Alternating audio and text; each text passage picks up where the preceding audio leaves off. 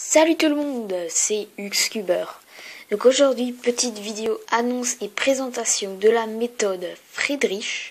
Donc ça va être méthode Friedrich simplifiée et complète à la fois. Je vais vous expliquer ça au fur et à mesure de la vidéo. Donc pour commencer, ce tuto va être en beaucoup de parties, une dizaine certainement, parce qu'il y aura beaucoup d'algorithmes et je tiens à préciser une chose. Ça va être vraiment pour des cubeurs quand même assez perfectionnés. La méthode débutante, ça c'est les yeux fermés. Enfin, je dis ça, mais vraiment simple quoi. Donc déjà pour commencer, la méthode Friedrich, j'ai déjà mélangé le cube. Moi, ce que je vais faire, donc pour ceux qui connaissent déjà un petit peu, c'est que je vais faire les F2L, U et intuitif mélangés.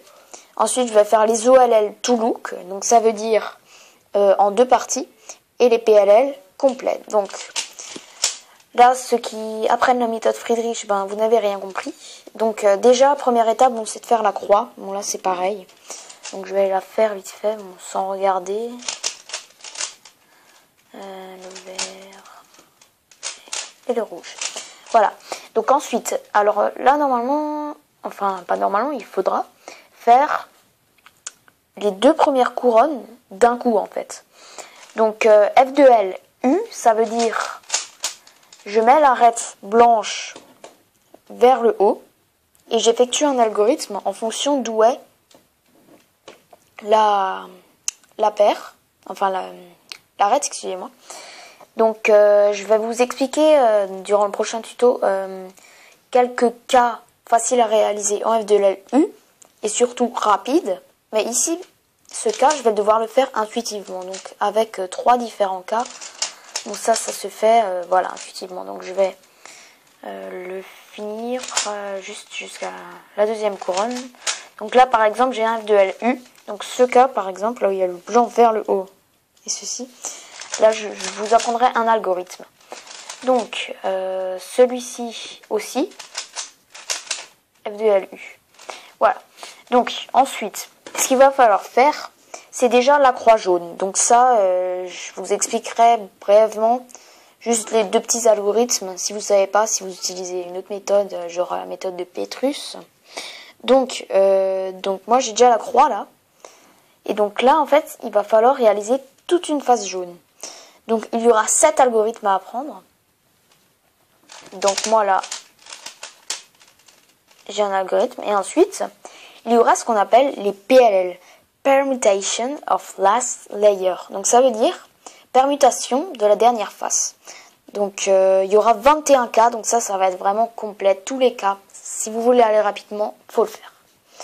Donc là, je tombe sur un cas assez simple à réaliser, parce que c'est que avec des milieux.